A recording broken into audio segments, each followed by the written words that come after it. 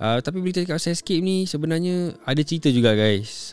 Time waktu kita kat Boys Home. Ni kita share dengan korang lah. Tak salah aku, it happened at Dorm 22. All the budak Boys Home ni inside that dormitory, only for that particular dorm, semua kena keluar. So kita get to found out that someone escape. Pasal tu rush hour punya cerita tu. Yes. Problem dekat situ. Kalau korang pernah tengok cerita Rush Hour, ada satu scene tu di mana dorang dapat pecahkan grill. Dorang kencing kat tu tuala. Tak, tu dorang kecil kan. Tapi kat Boys Home ni dorang basahkan tuala tu. Dorang ikat within these two grills. Dorang pusingkan tuala tu. Hey guys, what's good? Welcome back to Ribit Podcast with me, Hassan Rahman And Haikal Malik. This is Smart Rap Talk. And this episode is sponsored by Shima Martin Bridal. Don't forget to follow them on their social media, Instagram, TikTok and also Facebook. And you guys can WhatsApp them at 8894-7691. And you guys can use the promo code RIBIT100. So dalam this RIBIT100 promo code ni, paling standard lah, paling common sekarang, banyak orang kahwin, diorang akan pakai 2 pasang baju lah. So if you guys are taking 2 outfits and above, korang boleh pakai promo code kita RIBIT100 untuk mendapatkan $100 off. Tapi okay, talking about ni juga, aku ada receive few inquiries lah regarding this Ribit punya promo code. There are certain months for aku punya bridal, kita ada kasih promo juga. Faham. So whichever of the promo or yang bigger, kita will base on that. So the promo code cannot be overlap with the current promo. Oh, okay. So contoh kadang-kadang kita ada $150 off, dan kita base on $150 off. Mana yang besar kita ambil lah. Yeah, of course lah. Mana yang besar kita kasih korang. So it's not like macam okay, contoh kita ada $150 off, then korang pakai promo code tu on top of the $150 off. That one tak apply lah. Yeah, so that one korang boleh WhatsApp to know more enquiries. The number to WhatsApp is 8894-7691. Okay guys, kita nanti nak sambung cerita kita. Okay, last week kita ada cakap pasal this activities yang kita buat. Betul. Outings yang kita pergi semua kan. Jadi aku rasa mungkin ada orang mesti ada wondering tau. Budak-budak ni pergi outing ni semua tak cabut ke? Tak rasa nak escape ke? Betul. Pasal okay, bila kita dapat outing ni semua is a privilege lah. Okay? Even walaupun grades kita are good, tapi tak semua orang pun are selected to go for any outings lah. So memang bila kita dapat pergi outing ni, memang kita treasure lah. Kita really treasure because of course we are briefed lah beforehand. You know, there are certain things, there's rules and regulation yang kita kena abide, kita tak boleh langgar kan. So bila kita cakap, macam korang pasti wondering, diorang tak escape ke? Diorang tak boleh lari? Memang boleh lari lah. Ya, kita kat Singapore boleh je lari kan. Tapi berita kat Escape ni sebenarnya ada cerita juga guys. Time waktu kita kat Boys Home, ni kita share dengan korang lah. Yang there are cases yang kita witness sendiri, yang ada pun kita pernah dengar cerita lama, how they manage to escape from Boys Home. Okay, before that guys, time waktu kita di Singapore Boys Home ni, Singapore Boys Home that point of time was at Jalan Jurong Kecil lah, which is at Boon Lay. Corporation Road sana. Corporation Road sana kan, kat Boon Lay kan. Tempat dia memang a very high security lah, to be honest with you. Pasal there's multiple blocks kat dalam, ada banyak block. So there's block A, the administration, block B, block C is for the classes, and then there's block D for those budak baru, dengan also for those who are going for work or school, and then the block E. So pertengahan dalam block tu semua, among all those classes, kat tengah tu there will be a very big outdoor yard. Correct. So memang tempat dia there's grills, there's everywhere lah. Semua ada cameras, everywhere is there. Tapi let's talk about the fencing lah. Okay, the fencing. Tapi disclaimer dulu lah, pasal aku apa kita nak ceritakan ni is not pasal kita nak tunjuk the security is weak in Boys Home. Sebenarnya the security is very tight, but somehow people manage to escape, which kita nak share dengan korang. So let's start with during our time lah. Aku tak tahu kalau kau masih ada ke tak. Kau ada juga kat situ kan. So we were at block E lah. So what happened was kita bangun, kita start the day as per normal lah. Sekali tiba-tiba tak boleh pergi yard. Yeah, correct. Kan, semua tak boleh pergi yard, semua kena stay inside the dormitory. So kita macam fikir Afsal semua tak boleh pergi yard ni semua. And I can remember one of the dormitory, the whole of the dormitory tu semua kena keluar. Kira macam Kena investigation lah. Kira contoh tak salah aku it happen at dorm 22. Tak salah aku. It's at dorm level 2 punya dorm. So semua orang kena stay dalam dorm tu except for this one particular dorm. All the budak boys home ni inside that dormitory, only for that particular dorm, semua kena keluar. Itu semua kena pergi yard, kena duduk. Tapi yang lain-lain semua must still stay inside the dormitory. Yes. Semua tak boleh keluar. Semua kita macam bingit lah kan, macam asal tak boleh keluar ni, ni dia nak kena keluar apa, nak kena turun apa. So semua tak dapat keluar except for that dormitory. So kita get to found out that someone escape. Dia someone ke a few of them I think ada a few lah. I think it was about 2%, tapi satu kena tangkap. Lagi tu dapat lepas. Correct. So this is what we understand lah. So kita just nak share dengan korang what we understand. How did he escape? I think this guy is brilliant lah. Dia scan lah aku rasa. Aku rasa dia dah tengok luar, dah scan kan. Yeah. Cuma lagi satu pasal tu rush hour punya cerita tu. Yes. Problem dekat situ. Correct. Pasal So tu hopefully this doesn't happen in the new Boys Home. Boys Home dah pindah. Boys Home is no longer at where we were last time. Betul dekat NTU sana kan, exit tu. Dia dekat exit, dia dekat daerah Jurong Police Station sana. Oh, before the exit correct. Daerah Jurong HQ sana. So memang bukan kita nak cakap that security dia is not tight, it's very tight, it's a high security punya tempat. Cuma yalah, how they escape is betul macam tadi Haikal cakap, is cerita Rush Hour. Kalau korang pernah tengok cerita Rush Hour, ada satu scene tu di mana dorang one of the actor tu dapat pecahkan grill. Okay, macam mana dia pecahkan grill? Okay, Boys Home ni kan, dia macam mana tau guys, kita semua in a dormitory. Okay, tapi dormitory dia is where is half wall, half grill. Okay, so dia half of it is the wall, maybe about waist level punya wall, and then followed by the grills, right? Correct. So dekat belakang pun ada tingkap. So tingkap tu pun ada grill. There's still grill. So grill kita ni is grill macam, how do I put this the grill is like more towards the rectangular shape of grills.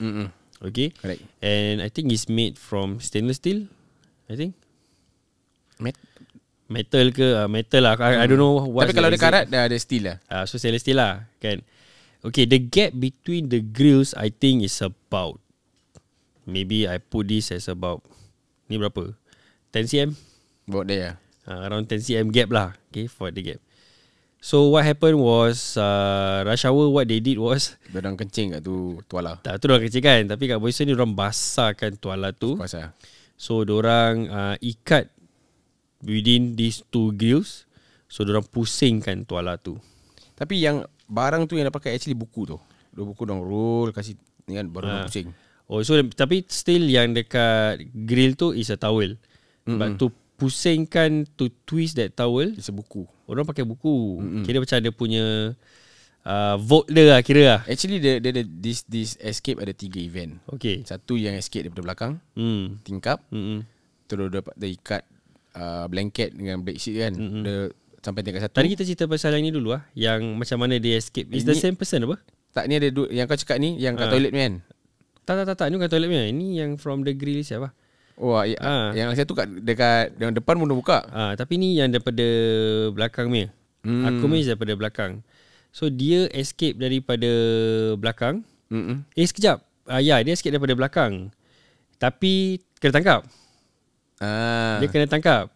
Yang one of the case yang dia dapat escape is dia pergi isolation.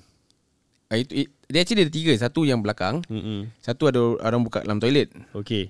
Lagi satu yang dekat isolation. Habis yang siapa yang dapat escape sampai keluar from the fencing yang pakai selimut?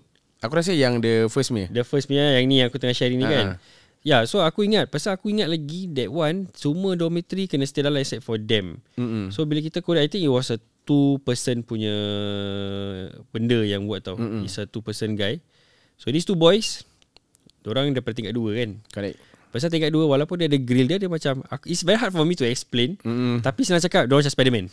Correct. Senang nak turun lah. Pasal dia ada grill dan dia ada macam panels dekat belakang.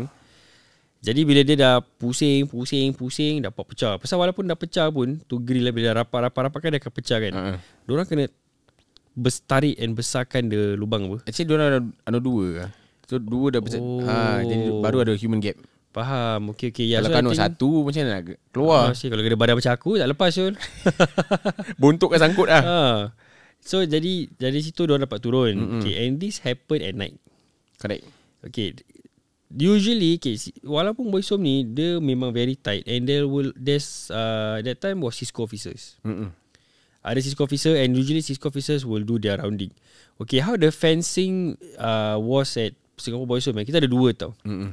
The first fence is very high. Fence dia tinggi gila guys. Aku rasa fence dia is about tinggi lah. I can't describe, but it's really really very very high.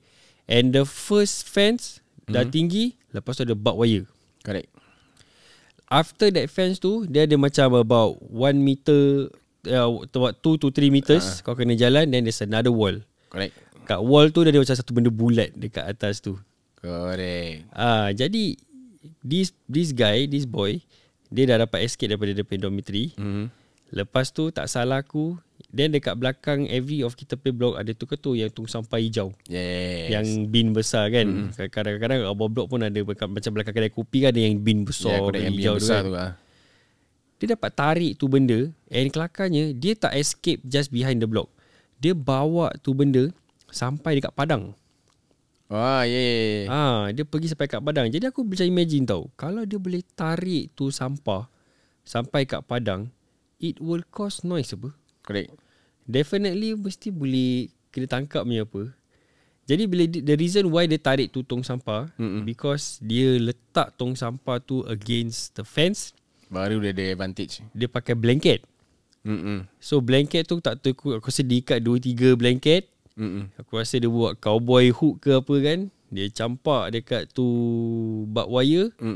Terus dia buat tu ni lah, rock climbing punya style lah. Tapi tu masalah tu, tak silap aku yang first dia pakai tu blanket dia to give way.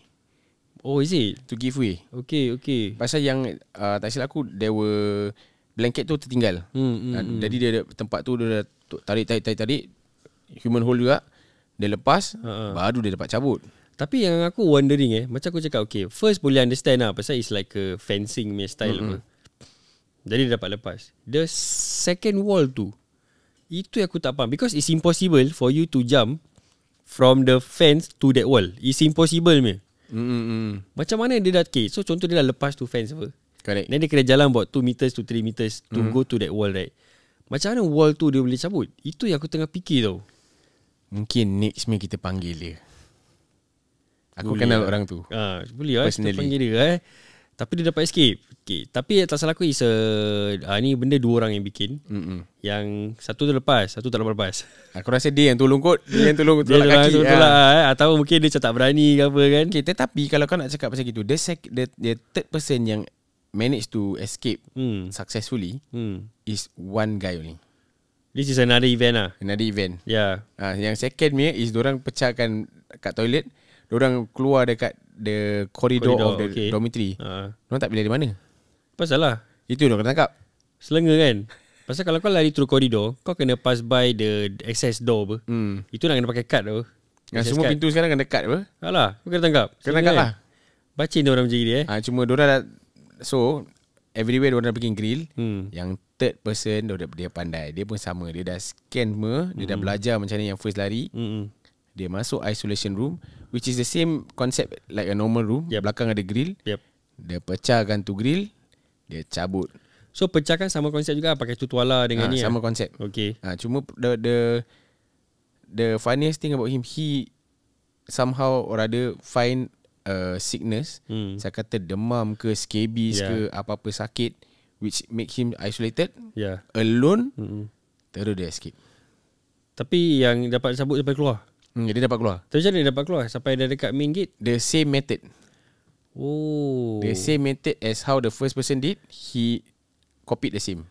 Tapi tak salah aku kan. Tak salah aku lah. In between macam aku cakap tadi, the fence and the wall kan. Tak salah aku ada apa tu, body heat sensor. Ada ke? Ada? Tak ada ke? Tak adalah. Ada. Tapi actually on top of all these events yang happen kan, ada juga satu budak ni, kata dia escape macam mana? Macam mana? Daripada longkang. Dia. Pasal kat Padang kan, kita ada Padang juga tu actually. Aside from tadi all the blocks yang kita mention, the yard ni semua kan, kita ada Padang juga. So tak salah aku dia escape daripada padang. So from padang tu ada longkang. Ada very kata macam longkang yang very deep ni dia tak deep sangat lah. Dia normal punya longkang. Tapi kan longkang macam mana pun technically will lead you to another switch punya tempat apa. Dia escape daripada tu longkang Syul. Ya. Aku dah dengar. Jadi macam aku fikir balik macam budak-budak ni walaupun okay lah, let's talk about the average age of between 13 to 16 lah.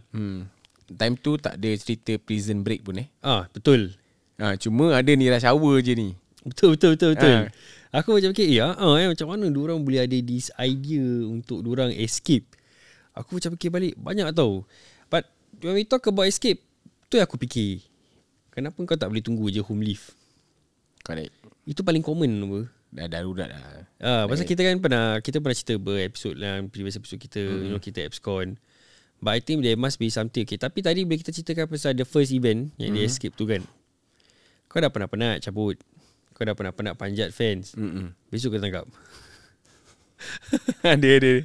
Besok kena tangkap. Tak silap aku, dia kena kat rumah lah. Tapi tu lah, aku macam fikir macam mana dia ni boleh escape tu. Macam it's really impossible lah. But I don't know how did this guy able to escape from a Singapore boys home. But I think due to that, the rest of the boys home pun have to face the consequences juga I think like macam tak salah aku, tak tahu whether tak ada home leave ke. Besi dia, dia punya grill tu dia dah pasal extra besi. Oh ya. Semua dia dah top notch sekarang. Correct. Wow. Tapi at that point of time lah. Tapi memang aku rasa macam tu lah, macam aku cakap tadi, dah terdarurat sangat. Mungkin diorang dah kena suffer, kena bully ke apa. Correct. Diorang tak boleh angkat kan. That's why diorang attempt to abscond lah. But I think escape ni sebenarnya is a very serious offense lah. Pasal kau dah damage the property of boys home. And tapi what happened to them Tak ingat? Semua terbang. Oh terbang? Semua terbang. Wih. Cuma okay, the difference between escape dengan during misal kata kau pergi outing kau escape the difference between that is that one is escape. Okay. But that one you are still free. At least kau dah free, kau dah boleh lari ke mana-mana. Yep. It happens before. Banyak orang lari time outing. Okay. Pasal diorang tak ada home leave, diorang kadang-kadang time leave kan. Diorang tak ada chance. Cuma bila diorang keluar ni semua, diorang lari. Oh. But the question is diorang ni semua kadang-kadang tak ada duit. Ya, mana betul. Mana diorang lari? Cokap lah. Kau pun cokap ni apa? Betul lah. Kau pun cokap. Tapi okay, bila dulu time aku baru masuk boys home kan, aku ingat macam aku kena pergi appointment. Aku kena pergi hospital. So even when you are at the lowest grade tak tahu aku there was what grade D. Grade D kan. So grade D kau tak ada home leave apa. So aku ingat lagi daripada time aku ada appointment hospital. So aku kena pergi hospital. Wah, diorang pakaikan, so standard kalau kita pergi outing ni, kita leg brace. So standard kita kena pakai kemeja putih dengan tu seluar biru macam budak sekolah kan. Tapi on top of that seluar tu, kita kena pakai tu leg brace. Irritating gila aku pakai tu. Nak jalan nak kena kaki straight. Jalan kau nak kena kaki straight. So technically leg brace ni is bila kau kalau try to run, benda tu akan lock. Correct. Kan asal kalau kau macam put it straight ke apa, dia akan lock. Dia macam ada sini ada tempat kaki dia, ada tempat macam ledge. Correct. Baru kau boleh bend. Tapi irritating. Tapi paisi lah Syah, pasal aku dah macam terencak siu jalan dengan tu benda. Kau pula tinggi. Tapi kena engkau tak keluar tu time? Tak silap aku at certain point aja. Tapi I don't think engkau lah. Aku rasa tak engkau. Cuma dekat hospital diorang akan guide kau. Ya. And speaking of hospital bro, aku pernah tau bro. At that point of time, zaman tu, aku tak tahu kenapa lah, bila aku sampai kat tempat ni selalu ada trend. So itu trend duduk hospital is because of appendix. Tapi saya kau cakap trend Semua orang akan pergi sama. Okay. Oh, aku dah buat nanti diorang tahu aku dah pergi hospital kan. Diorang pun cakap diorang appendix. Okay. Choking. Okay. Pergi hospital. Tapi bila aku pergi, aku didn't expect aku ada appendix lah. Jadi aku cakap aku penis sakit, gallstone sakit. Diorang hantar aku pergi hospital. Malam tu aku warded. Okay. Bila aku sadar, di sekeliling aku tak ada orang. Kau ada handcuff ke tak dengan kau? Tak ada. Kaki? Tak ada. Okay. Aku was in the hospital. Tapi kau tengah grade apa tu? Aku entah aku tak ingat lah. Maybe kau dah higher grade kot. Maybe dah Belum. Aku masih baru lagi. Okay. And I was there. Tak ada orang pun di sekeliling aku. Okay. Dia aku cakap, wah, bestnya. Tapi kau tengah dalam kesakitan ke tak? Betul-betul sakit ni. Okay. Yeah, so dah buat operation. So I need to stay at hospital for a few days. And still there were no one there. Okay. Cuma bila aku meronta tu, jalan-jalan, nanti nurse panggil aku cakap, kau tak berjalan jauh-jauh Saya tak apa, ada kawan, ada teman. Kawan-kawan aku datang as freely as possible. Mak bapak aku datang. Diorang tahu kat dalam hospital lah. Okay. Diorang datang macam visit aku. Dia aku macam, this lenient ke? Then aku got to find out that it's because aku was really in critical pain. Then they give me the leeway. So aku punya time, aku kira mewah. Itu kalau chance aku nak lari kan, kalau aku punya semangat ni lemah, I could have escaped or run away. But the problem is aku baru habis appendix. Cakap tak payahlah, nak lari mana. Sakit gila saya nak lari dengan rusuk gitu. Then the only problem is, at that point of time kita muda. Yang jaga aku budak-budak NTU, some I think diploma student ke some university, budak-budak sekolah. Okay. Diorang jaga aku tip top. Volunteers lah. Tak, attachment. Attachment. So diorang nak mandikan aku semua. Aku dah macam aku dah macam Puff Daddy Okay, let's go. Puff Daddy lain so. Terus aku cakap mandi lah. Pasal aku sakit, betul-betul sakit. Ya, correct. So dia mandikan aku. Aku dah macam rasa macam king kat situ. So aku macam tak nak lari lah, buat apa. So but actually tak silap aku, everyday officer akan datang to check on aku, whether see aku fine. Terus diorang akan.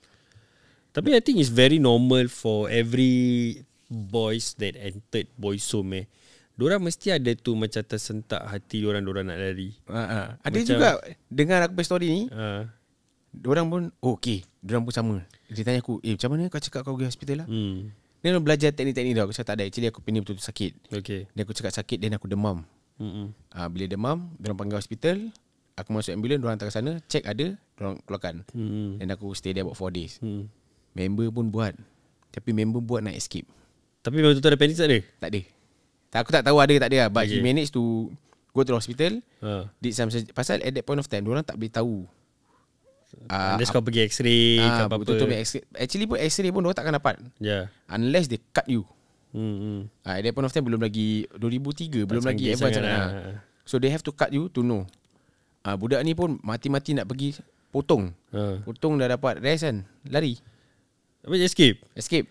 Asal saya dah escape. Aku masih ingat dia tanya aku in detail saya, like what happened, how are you sick, sakit kat mana. Jadi dia act sama macam aku. Dia cakap dia patient sakit, dia demam, dia buat demam. Tapi memang betul-betul nak escape lah. Betul-betul nak escape. So he did all the surgery and then he ran away.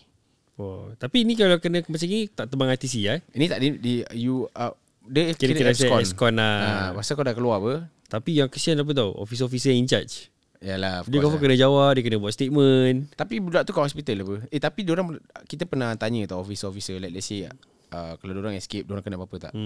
Diorang cakap actually tak kena apa-apa. Reason being is, this is an opportunity given to you. We bring you out. Okay, you have that responsibility to keep yourself safe and to keep yourself with us. Kalau kau rasa kau nak lari, by all means. Sampai ada satu one of kita punya officer cakap, kalau kau rasa kau nak lari. Dia dah pernah kena sekali kan, orang lari. Dia cakap, kalau kau ingat kau nak lari, jangan takut. Kau nak lari, aku masih kerja ni. Aku tak akan buat kerja, tapi korang akan pergi terbang RTC ke gimana. Yalah, betul apa. Because the problem is, it lies in you. Kalau kau rasa kau nak buat ni, kau buat. Kita tak boleh buat apa-apa. So dia bukan cakap encourage lah. Dia cakap kalau kau rasa tak boleh angkat, kau jangan pergi lah. Kalau nak escape, kau escape je. I mean technically pun they also have to know lah, macam benda ni kita kena serve. Running away, escaping from boys home, you will make matters worse. Correct. Either macam tunggu, nasib tak baik kau terbang RTC. Betul. Kau patah balik pun kau kena go through the same thing. Duduk CS, kau kena serve, and then kau pay home leave akan makin kena tangguh. So I mean in life, like what we want to send the message over is that sometimes kita have to be in the places where we don't want to be. Correct. But sometimes there are no choice, we still have to move on, and kita still have to serve. Correct. Kita have to go through. Kita tak boleh, kadang-kadang ada masalah, kita tak boleh lari daripada masalah. Betul. Lagi kau lari jauh-jauh daripada masalah tu akan datang kejang kau juga. Betul. So kita just have to face it, fix it, and kita will be a better person. Pasal sometimes what we need just a little bit of patience, a little bit of perseverance. Once kita dah go through, we have to fix it lah. Kita kena fix lah problem benda macam ini. So these are the stories yang kita share dengan korang, where kat dalam ni sebenarnya ada juga orang escape. Ada juga orang escape. So with that kita already have come to the end of the episode. Don't forget guys to subscribe kita dekat YouTube, follow kat kita di social media. Boleh follow kita kat Spotify sebenarnya. Itu pun korang boleh follow juga. Betul. And before that, this episode is sponsored by Shima Martin Bridal. Don't forget to follow them on their social medias, Instagram, TikTok and juga Facebook. And you guys can contact them at 88947691. You don't forget to use the promo code REBUILD100 untuk mendapatkan $100 off for package 2 office and above. Shima Martin Bridal, affordability at its finest. Okay guys, kita akan patah balik to the next episode with you guys. With that, settle.